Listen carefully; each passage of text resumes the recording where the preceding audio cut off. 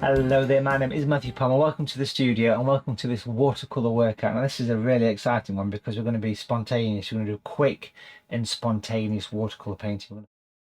As far as paper's concerned, I've just got a sheet of quarter imperial Matthew Palmer prestige watercolour paper. This isn't stuck to a board. What we're going to do here is we're going to use, again, medium super point brush. We're going to use natural orange on one side of the brush, and on the other I'm going to take a bit of natural brown.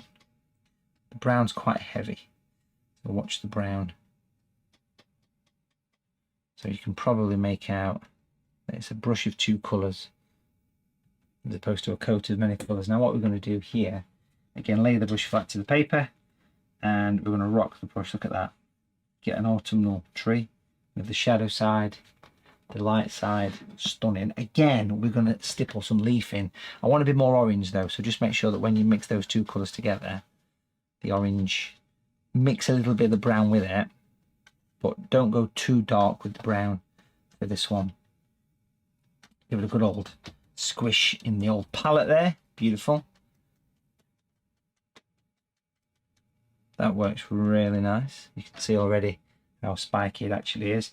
And then we're going to jump back to the picture, and what we're going to do here, again, working loosely around the edge of the tree.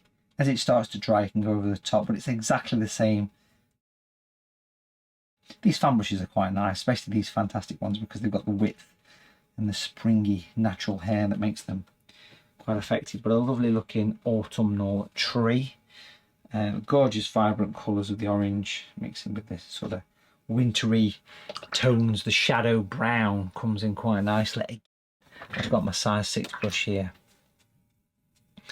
And we're going to use that with that same colour from before. I'm just going to freshen it up a little bit, the grey and the brown working together quite deep through the brush there. Tissue, rotate the brush through the tissue so it goes a little bit pointy. So here in the middle, we're going to go up and we're going to bring this up from the bottom there. This will just disappear into the tree, in my opinion. But I always think a little bit of branch.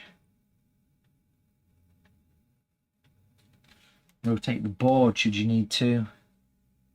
I mean, we're talking quick paint, and if you want to do a super detailed tree, we've got lessons on Watercolour TV, obviously how to do that.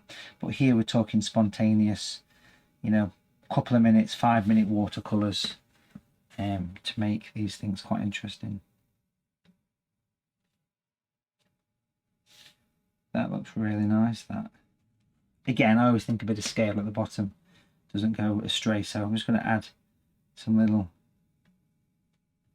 rustic style fence posts, gateways, whatever styles.